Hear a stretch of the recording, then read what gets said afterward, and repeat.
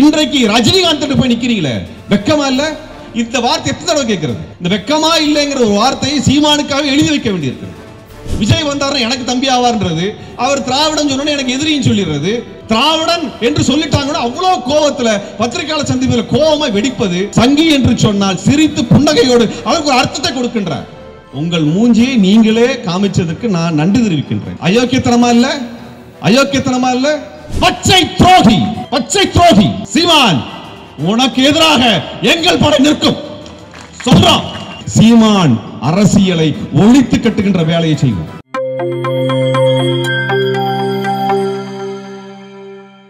தமிழ் தேசியம் என்றால் என்னவென்று பேசவே இல்லை. நான் ஐயா மணியரசனிலிருந்து சொல்லுகின்றேன். அவராக இருந்தாலும் சரி, நாம் தமிழர் கட்சியினுடைய தலைவர் சீமானாக இருந்தாலும் சரி, இரண்டாம் அவருக்கு அது நாம் தமிழ் தேசியம் என்றால் என்னவென்று தெரியாது. அவருக்கு அவர் தமிழ் தேசியத்தை பற்றி எதுவுமே தெரியாத ஒரு நபர். என்றால் திராவிடம் என்றால் என்னன்னு தெரியாமலே 10 வருஷம் மேடையில் பேசினவர் அவர். பெரியார் என்ன சொன்னார் என்பதை வாசிக்காமலேயே 10-15 வருடமாக நான் ஒரு பெரியாரிய பேரன் என்று மேடையிலே பேசியவர். அவருக்கு தேவை மேடையும் மைக்கும் தான். அந்த மேடைக்கு ஏற்றவாறு அவர் அரசியலை பேசிக் கொண்டிருக்கக்கூடிய சூழல் இருந்தது. 2009 பின்னால் தமிழ்நாட்டில் இருந்த நெருக்கடி என்ன, நம்மளுக்கான நெருக்கடி என்னவாக இருந்தது? ஈழப்படுகொலை நடக்கும் என்று நாம் நினைவில் பார்க்கவில்லை, நினைத்து கூட பார்க்கவில்லை. விடுதலை புலிகள் அழிவார்கள் என்று நாம் சற்றும் கனவில் கூட யோசிக்கவில்லை. ஒரு மிகப்பெரிய அழிவு நம் கண் முன்னால் நடந்தது. நான் எனது மாணவ பருவத்திலிருந்து ஈழ அரசியலுக்காக இயன்ற பொழுதெல்லாம் எங்களது குரலை எழுப்பி இருக்கின்றோம். மாணவர் காலத்திலிருந்து 91 நாங்கள் பார்த்த, எனது தலைமுறை பார்த்த அந்த அரசியல் 2009 உச்சகட்டத்தில் ஒரு நெருக்கடியை வந்து சந்திக்குது. யாரும் எதிர்பாராத ஒரு அதிர்ச்சிகரமான ஒரு அரசியல் முடிவாக 2009 அந்த போர் ஒரு முடிவை தருகிறது. தமிழ்நாட்டில் இருக்க நம்மளுக்கெல்லாம் இருக்கக்கூடிய மிகப்பெரிய அதிர்ச்சி என்னன்னா, ஈழத்திலிருந்து கூப்பிடும் தூரத்தில் இருக்கக்கூடிய நம்மால் எதுவும் செய்ய முடியவில்லை என்று. அப்படிப்பட்ட ஒரு மோசமான ஒரு சூழலிலே அன்றைக்கு குரல் தமிழ்நாட்டில் மிக தெளிவாக எழுந்தது. அன்றைய தமிழ் தேசிய தோழர்கள் களத்தில் நின்று சொன்னார்கள், பெரியாரிய தோழர்கள் களத்தில் நின்று சொன்னார்கள், இந்திய அரசு ஈழத் தமிழர்களை பாதுகாக்க இயலாமல் நம்மை தடுத்துக் கொண்டிருக்கிறது என்று சொன்னார்கள். எல்லாரும் போராட்ட காலத்தில் இருந்தவங்க எல்லாம் இனப்படுகொலைக்கு பிறகு அந்த சோர்வான காலகட்டத்தில் நாம் அடுத்து ஏதேனும் ஒன்று நகர்த்த வேண்டும் என்று உருவாக்கக்கூடிய ஒரு இயக்கத்திலே பிரச்சாரகராக வரக்கூடிய ஒரு இடத்தில் இருந்தவர் நாம் தமிழர்களுடைய கட்சியிலே இருந்த சீமான் ஒட்டுமொத்தமாக தனது கட்சி, அந்த கட்சியினுடைய ஏகபோக அதிபராக மாறியது அந்த கட்சியினுடைய பலவீனம். அன்றைக்கு இருந்த பெரியாரிய தலைமைகள், அதை ஊக்குவித்த தலைமைகள் கண்டித்திருக்க வேண்டும். அதை செய்ய தவறினார்கள். 1.5 வருட காலகட்டத்திற்குள்ளாக அந்த கட்சியை வளர்வதற்காக எல்லா இடத்திலும் ஓடித்திருந்தவர்கள் பெரியாரிய தோழர்கள், திராவிட இயக்க தோழர்கள். ஆனால் 1.5 வருட காலத்திற்குள்ளாக திராவிட எதிர்ப்பு நிலைப்பாட்டை எடுத்து வெளியிலே அவர் அறிவித்து வந்து நிற்கிறார். 2009 அதிமுகவிற்கு ஆதரவு, 2011 அதிமுகவிற்கு ஆதரவு, 2014 அதிமுகவிற்கு ஆதரவு என்று தொடர்ச்சியாக ஒரு கட்சி சார்பாக ஒட்டுமொத்த இளைஞர் கூட்டத்தை கொண்டு போய் நிறுத்துகிறார். தமிழ் தேசிய போராட்ட எழுச்சி 2009 பிறகு வருகிறது. தமிழ் தேசியம் என்ன கேட்கிறது? தமிழர்களுக்கு என்ற ஒரு இறையாண்மை இருக்கிறது, எங்களுக்கு என்ற ஒரு கோரிக்கை இருக்கிறது. நமக்கு கோரிக்கை இல்லையா? நமக்கென்று விருப்பம் கிடையாதா? நமக்கென்று நலன் கிடையாதா? நமக்கென்ற அரசியல் பார்வை கிடையாதா? இலங்கை குறித்து நமக்கு அரசியல் பார்வை கிடையாதா? சிங்களத்தை குறித்து நமக்கு அரசியல் பார்வை கிடையாதா? 20 பேரை இழந்திருக்கின்றோம் 3 மாத காலகட்டத்திற்குள்ளாக. வீதிகளிலே, தமிழ்நாட்டின் வீதிகளிலே தீக்கு தனது உடலை கொடுத்து அந்த ஈகையரான அந்த மக்களினுடைய குரல் என்ன? இந்திய அரசு செய்த துரோகம். அதை எதிர்த்து கேள்வி கேட்க வேண்டும் என்ற கோபத்தோடு கிளம்பிய இளைஞர்களை எல்லாம் என்ன பண்ணாரு? என்ன செஞ்சாரு? இங்க திராவிடம் என்கின்ற பெயரில் தெலுங்கர்கள் வந்து இதையெல்லாம் செய்து விட்டார்கள் என்று பசப்பினார்கள். பச்சை துரோகத்தை சீமான் செய்தார். பச்சை துரோகம். ஏன் எங்களை போன்ற திமுகவிற்கு எதிர்த்து இன்றைக்கு வரைக்கும் நிற்கக்கூடிய எங்களை போன்றவர்களை எல்லாம் தனது மேடையில் ஏற்ற மாட்டேங்கிறார்? காரணம் என்ன? காரணம் என்ன? அவர் முகத்திரை கிழிந்து விடும், கிழித்து தொங்க விட்டுரும். 2009 ரெட்டலைக்கு ஓட்டு, 2011 ரெட்டலைக்கு ஓட்டு, 2014 ரெட்டலைக்கு ஓட்டு. எந்த இடத்திலும் நாங்கள் இரட்டலைக்கு ஓட்டு கேட்டு போய் வீதியில் நிக்கல. அன்னைக்கு காங்கிரசுக்கு எதிராக, திமுக எதிராக வீதியில் நின்றோம். அதற்கு பிறகு பாஜக எதிராக நின்றோம். பாஜகவோட அதிமுக கைகோர்க்கிறது என்று பாஜகவிற்கும் அதிமுக எதிராக நின்றோம். என்றைக்கும் வேறொரு கட்சிக்காக, திமுகவிற்காக, அதிமுகவிற்காக வீதியில் வந்து நிற்கவில்லை. நாங்கள் வீதியில் நின்றோமா? நேர்மையான அரசியலுக்கு சொந்தக்காரர்கள் நாங்கள்.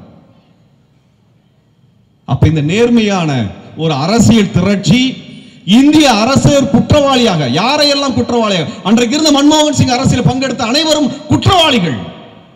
ப. சிதம்பரம் உள்ளிட்டவர்கள் குற்றவாளிகள். அவர்கள் சர்வதேச நீதிமன்றத்தை நிறுத்த வேண்டும் என்கின்ற போராட்டத்தை எடுத்த தோழர்களை எல்லாம் சிதறடித்து, அவர்கள் மீது அவதூறுகளை பரப்பி, அவர்களை எல்லாம் தெலுங்கர்கள், திராவிடர் என்பவர்கள் எல்லாம் தெலுங்கர்கள், அவர்கள் எல்லாம் தமிழர்களுக்கு எதிரானவர்கள் என்றெல்லாம் பொய் பசப்பரை பேசி அந்த போராட்ட திரட்சியை முடித்து கட்டியவர், ஒழித்து கட்டியவர் சீமான். 15 வருஷம் கழிச்சு பேச வேண்டிய தேவை எனக்கு இருக்கிறது. காரணம், இத்தனை ஆண்டுகள், கிட்டத்தட்ட 2014 வரை நாங்கள் பல்வேறு முயற்சிகள் எடுத்தோம், பல்வேறு கூட்டமைப்புகளை உருவாக்குவதற்கான முயற்சிகள் எடுத்தோம். திமுகவிற்கு மாற்றாக, அதிமுகவிற்கு மாற்றாக ஒரு தேர்தல் கூட்டமைப்பை உருவாக்க வேண்டும் என்று பல முறை பேசினோம். இல்லை என்று சீமானவர் சொல்லுங்க பார்ப்போம். அந்த யோகி இன்றைக்கு ரஜினிகாந்த் போய் நிக்கிறீங்களே, வெக்கமா இல்ல? இந்த வார்த்தை எத்தனை தடவை கேட்கிறது? இந்த வெக்கமா இல்லைங்கிற ஒரு வார்த்தையை சீமானுக்காக எழுதி வைக்க வேண்டியிருக்கிறது. காஷ்மீருக்கு ஆதரவு, கமலஹாசன் கட்சி ஆரம்பிச்சா போய் கைகோர்க்கிறது, ரஜினிகாந்த் போய் கைபிடிச்சிட்டு இருக்கிறது. இப்ப சீமான் வந்து விஜய் வந்தாரு எனக்கு தம்பி ஆவார்ன்றது, அவர் திராவிடன் சொன்ன எனக்கு எதிரின்னு சொல்லிடுறது. திராவிடன் என்று சொல்லிட்டாங்கன்னா அவ்வளவு கோபத்துல பத்திரிகையாளர் சந்திப்பில் கோபமா வெடிப்பது. திராவிடன் என்று சொன்னால் கோபமா வெடிக்கக்கூடிய சீமான், சங்கி என்று சொன்னால் சிரித்து புன்னகையோடு அவருக்கு ஒரு அர்த்தத்தை கொடுக்கின்றார். உங்கள் மூஞ்சியை நீங்களே காமிச்சதற்கு நான் நன்றி தெரிவிக்கின்றேன். இத்தனை ஆண்டுகளில் அயோக்கியத்தனமா இல்ல? அயோக்கியத்தனமா இல்ல?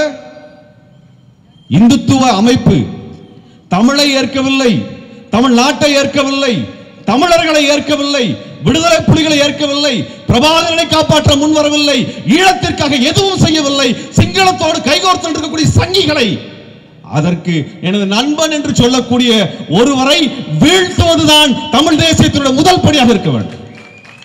பச்சை துரோகி, பச்சை துரோகி சீமான், உனக்கு எதிராக எங்கள் படை நிற்கும் சொல்றோம்.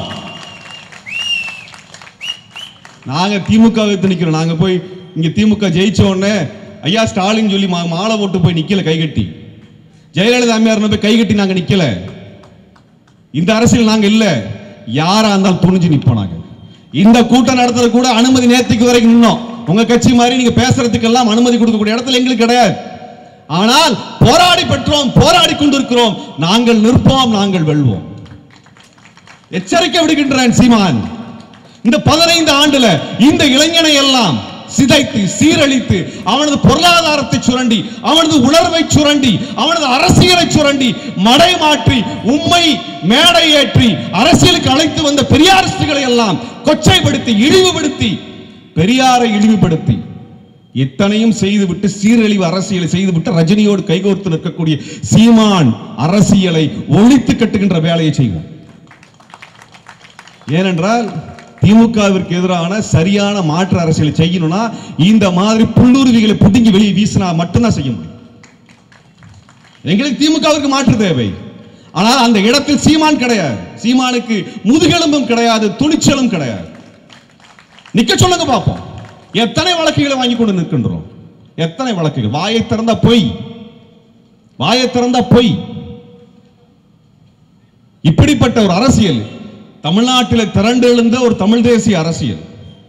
அந்த தமிழ் தேசிய அரசியலை சிதைச்சிட்டு வந்த இளைஞர்களை எல்லாம் அவனிடத்துல பொய்யா கதையை பேசி எந்தவித கருத்தும் அவனுக்கு என்னன்னா, நான் கேட்கிறேன், KM ஷரீப் தோழருடைய கட்சி தோழர்கள் இங்க இருக்கிறாங்க, விடுதலை தமிழ் புலி கட்சியினுடைய தோழர்கள் இருக்கிறார்கள், ஐயா தனியரசனுடைய தோழர்கள், விடுதலை சிறுத்தைகளுடைய தோழர்கள், தோழர் SR பாண்டியனுடைய இயக்கத்தை சார்ந்த தோழர்கள், நாகேந்திரன் கட்சியை சேர்ந்த தோழர்கள், இத்தனை பேரும் இங்க இருக்கிறோம். இத்தனை தலைவர்கள் மேடையில் இருக்கிறோம்.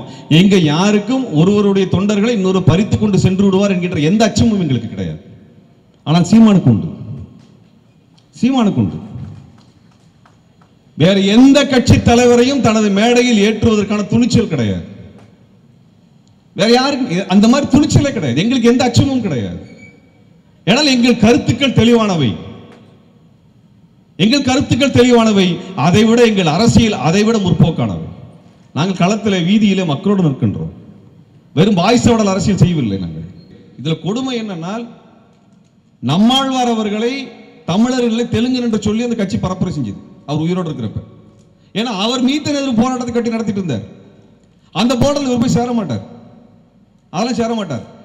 நம்மாழ்வார் இறந்த உடனே இவர் தான் ஒரு விவசாயி என்பதை போல நம்மாழ்வார் படத்தை எல்லா இடத்துலையும் வச்சுட்டு இருக்கிறார்.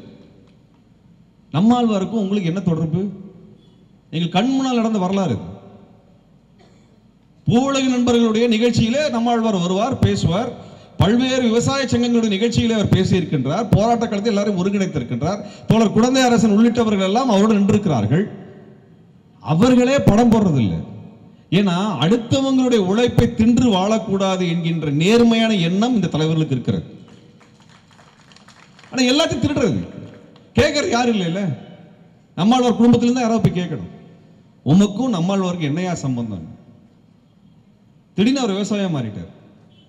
எல்லா வகையிலும் இந்த இளைஞர்களை மடைமாற்றி காயடித்து சிதறடித்து, நான் அவர்களிடத்தில் ஒரு வேண்டுகோள் வைக்கிறேன். உங்களுக்கு உண்மையாலுமே தமிழ்நாட்டிலே ஒரு மாற்று அரசியலை கட்ட வேண்டும் என்றால் அது மாற்று இயக்கங்களாக கடந்த 40-50 ஆண்டுகளாக களத்தில் போராடி கொண்டிருக்கக்கூடிய இயக்கங்களோடு கைகோர்த்து தான் நீங்கள் உருவாக்க முடியும். அப்படி கைகோர்க்கவில்லை என்றால் ஒன்று நீங்கள் போராட்டத்தை நடத்த வேண்டும். அப்படி உங்களுக்கு போராட்டத்தை நடத்துவதற்கு துணிவோடு ஒரு தலைவன் இருந்தால் அதை செய்யுங்க. உங்க தலைவன்னா துணிச்சல் இல்லாதவராக இருக்கிறாரு.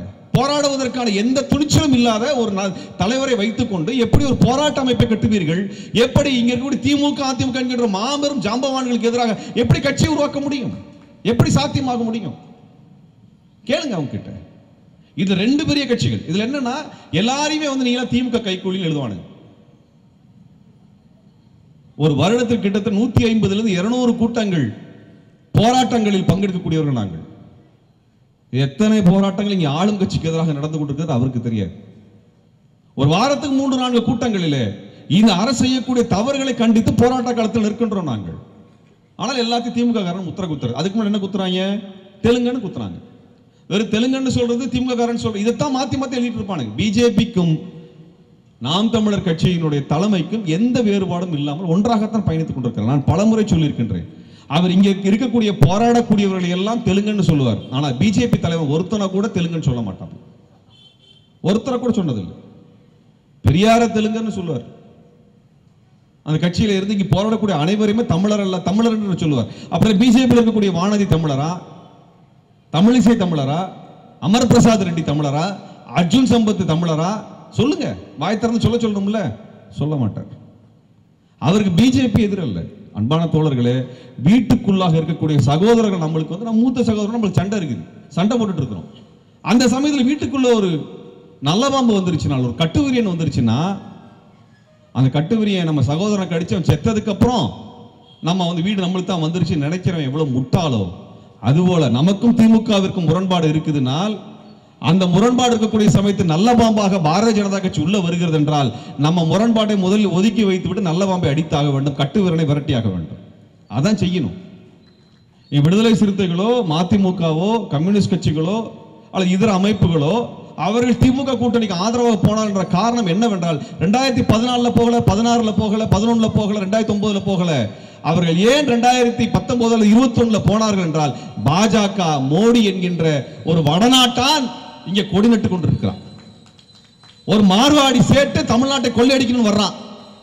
அப்படிப்பட்ட ஒருவன் தமிழ்நாட்டிற்கு நிதி கொடுக்க கூடாது, தமிழ்நாட்டுக்கு சட்டங்களை நிறைவேற்ற அதிகாரத்தை கொடுக்க கூடாது, தமிழ்நாட்டிலே ஆளுநரை வைத்து திருவள்ளுவர் உள்ளிட்டவர்கள் எல்லாம் சீரழிக்க வேண்டும், அவர்களை எல்லாம் கொச்சைப்படுத்த வேண்டும், தமிழ் மொழி இழிவுபடுத்த வேண்டும் என்று டெல்லியில ஒரு கட்சியை வச்சு அதன் மூலமாக தமிழ்நாட்டை இழிவுபடுத்தி கொண்டிருக்கிறான்னா யார்ப்பா நம்மளுக்கு முதல் எதிரி?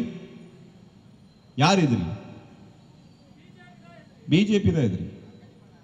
ஆனா அவர் மேடையில மட்டும் பிஜேபி எதிராக பேசுவார், மோடிக்கு எதிராக பேசுவார், சிரிச்சிட்டு போயிடுவார். ஆனா ஒரு போராட்டத்தை கட்டியது கிடையாது. ஒரு இடத்தை கூட பாரதிய ஜனதா கட்சிக்கு எதிராகவோ ஆர்எஸ்எஸ்க்கு எதிராகவோ போராட்டத்தை கட்டியது கிடையாது. நீங்க எந்த கேள்வி கேட்டாலும் திமுக கட்டியான்னு கேட்பாங்க. அப்ப திமுக சரியில்லைன்னு சொல்லி தான் ஒன்னா வர சொன்னாங்க. நீ திமுக கை காமிச்சிட்டு திமுகவை விட அதிகமாக கொள்ளையடிக்கிறதுக்கு தயாராகிறேன்னா நான் கேட்கிறேன், ஒரு கவுன்சிலர் சீட்டு இல்லாத நீ இவ்வளவு கொள்ளையடிக்கிறனால் இத்தனை எம்எல்ஏ வச்சிருக்கிறவங்க ஏன் பண்ண மாட்டாங்க சொல்லு? ஒரு கவுன்சிலர் சீட்டு ஜெயிக்கிறதுக்கு உனக்கு யோக்கியது இல்லை, வக்கு இல்லை.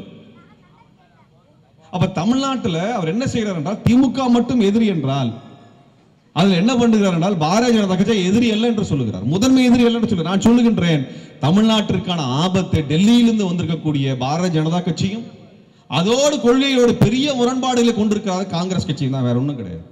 டெல்லியிலிருந்து வந்தவன் தான் பிரச்சனை, நம்மளுக்கு அவன் தான் முதல் பிரச்சனை. தமிழ்நாட்டில் இத்தனை சீரழிவு வந்திருக்கிறது என்றால் டெல்லிக்காரன் கொடுத்த நெருக்கடி தானே, இங்கே அவன் கொண்டு வந்த சட்டங்கள் தானே, அவன் பறிக்கக்கூடிய திட்டங்கள் தானே. இங்க எந்த சட்டத்தையும் எந்த திட்டத்தையும் கொண்டு வர முடிகிறது? ஒண்ணுமே பண்ண முடியல நம்மளால.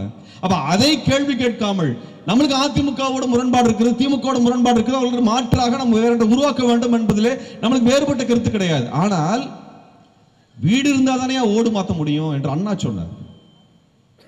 வீடு இருந்தா தானே ஓடு மாற்ற முடியும், வீட்டை இடிச்சுட்டா என்ன பண்ணுவேன்?